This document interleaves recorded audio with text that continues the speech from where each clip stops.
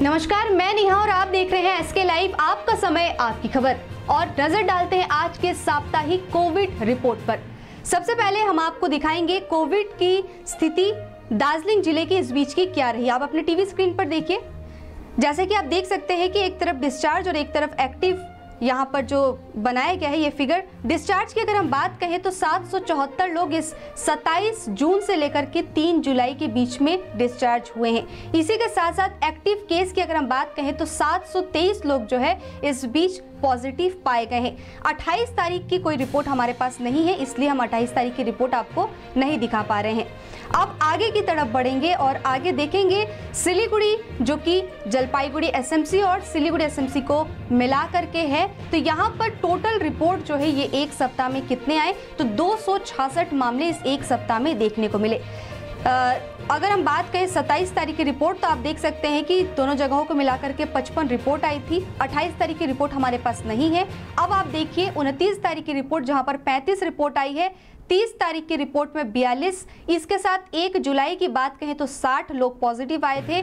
2 तारीख की बात कहें तो 41 लोग और 3 तारीख की बात कहें तो 33 लोग पॉजिटिव आए थे। कुल मिलाकर के 266 मामले इस बीच देखने को मिले हैं।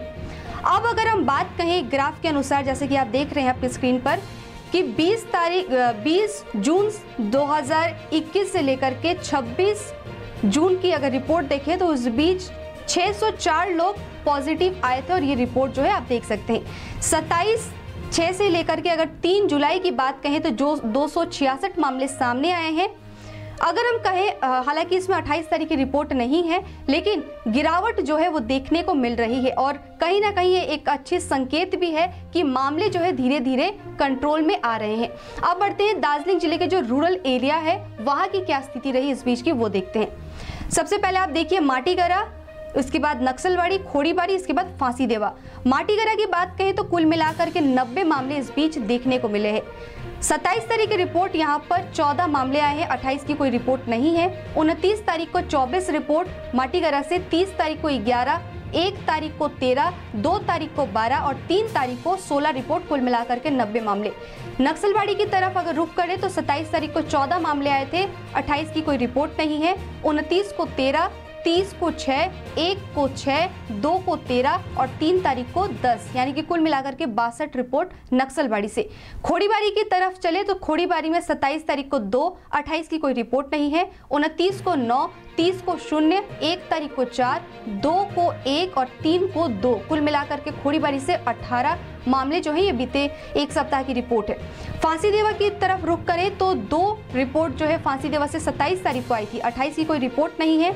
29 तारीख को भी 2 रिपोर्ट आई थी, 30 तारीख को यहाँ पर 5, 1 तारीख को 0, 2 तारीख को 4 रिपोर्ट आए थे और 3 तारीख की बात कहें तो कल यहाँ पर सबसे ज्यादा सप्ताह में 7 रिपोर्ट आए हैं, कुल मिलाकर के 20। इस हिसाब से अगर हम देखें तो सबसे कम रिपोर्ट जहां पर आ रहे हैं वो है खोड़ीबाड़ी, इसके बाद फांसीदेवा, फिर नक्सलबाड़ी और सबसे ज्यादा अगर कहीं से मामले आ रहे हैं तो वो है माटीगरा। आगे की तरफ बढ़ते हैं और चलते हैं पहाड़ की तरफ। और पहाड़ में इस बीच क्या माहौल रहा कोविड को लेकर के वो आप देखिए अपनी स्क्रीन पर। ऊपर जैसे कि देख रहे हैं 27 से नीचे 3 तारीख की रिपोर्ट। सबसे पहले सुकना की तरफ रुख करते हैं। 27 को 13, 29 को 16, 30 को 12, 1 को 19, 2 को 15 और 3 को 12, कुल मिलाकर के 97 मामले सामने आए हैं। कर्सियांग की तरफ चले तो कर्सियांग में 27 तारीख को 3, 29 तारीख को 6, 30 तारीख को 8, 1 तारीख को 7, 2 को 3 और 3 को 2, कुल मिलाकर के 29 रिपोर्ट जो है वो कर्सियांग में इस बीते सप्ताह देखने को मिले हैं।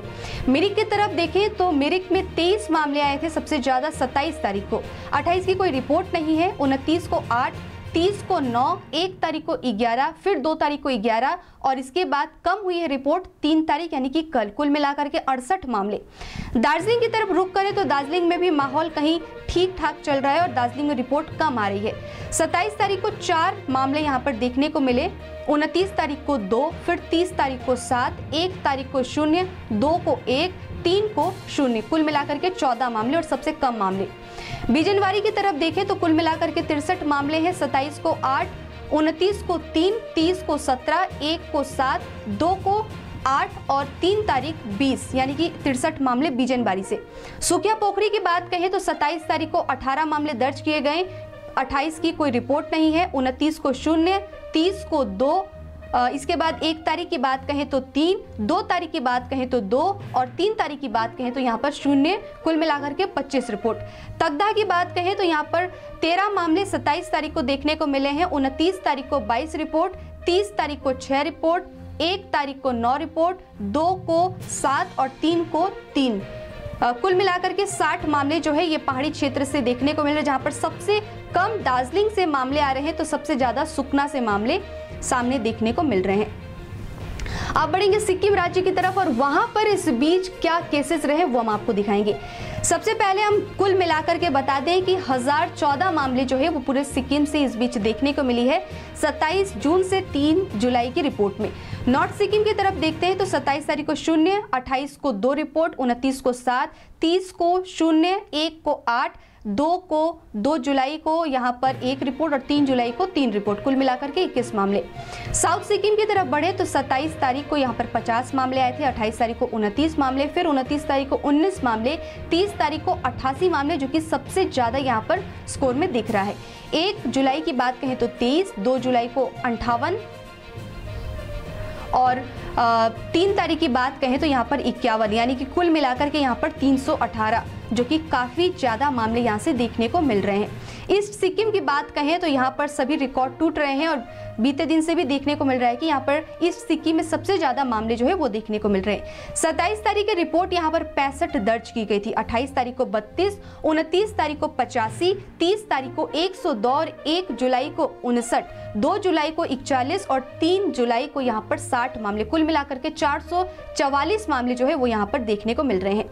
अब चलेंगे वेस्ट सिक्किम की तरफ, तो वेस्ट सिक्किम में 27 तारीख को 55 मामले थे, 28 तारीख को सिर्फ 8 मामले थे, 29 तारीख में ये फिर से बढ़ता है और 31 मामले होते हैं, 30 तारीख को ये 30 मामले यहाँ पर दर्ज किए जाते हैं, 1 जुलाई को 32, 2 जुलाई को 11 और 3 जुलाई को 64 मामले, कुल मिलाकर के 331 मामले जो है वो यहाँ पर देखने को मिलते हैं। और कुल मिलाकर के अगर सिक्किम की बात कहें तो सबसे ज्यादा ईस्ट सिक्किम, इसके बाद आता है साउथ सिक्किम, फिर वेस्ट सिक्किम, उसके बाद आता है नॉर्थ सिक्किम। कुल मिलाकर के 1014 मामले जो है यहाँ पर सिक्किम से देखने को मिले हैं। लेकिन एक अच्छी खबर ये भी है कि जिस तरीके से हम आगे बढ़ रहे हैं अभी, लेकिन रिकवरी रेट भी बढ़ रही है और लोग ठीक भी होकर के जा रहे हैं। इसका मतलब ये बिल्कुल भी नहीं है कि हम मास्क पहनना छोड़ दें या फिर सोशल डिस्टेंसिंग को छोड़ दें, बाहर निकले भीड़ भाड़ करें, तो ऐसा बिल्कुल मत करिएगा। क्योंकि अगर मास्क खोलना है तो मास्क पहनिएगा जरूर, बार बार हाथ सैनिटाइज कीजिए या फिर झाग वाले साबुन से हाथ धोते रहिए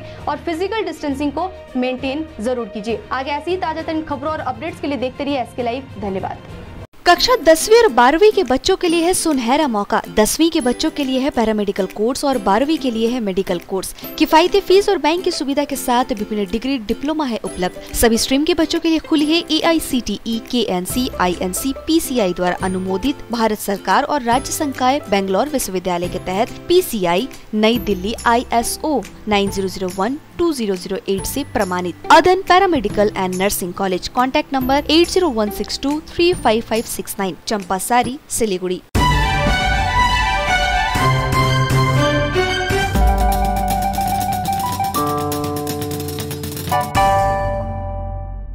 कक्षा 10वीं और 12वीं के बच्चों के लिए है सुनहरा मौका।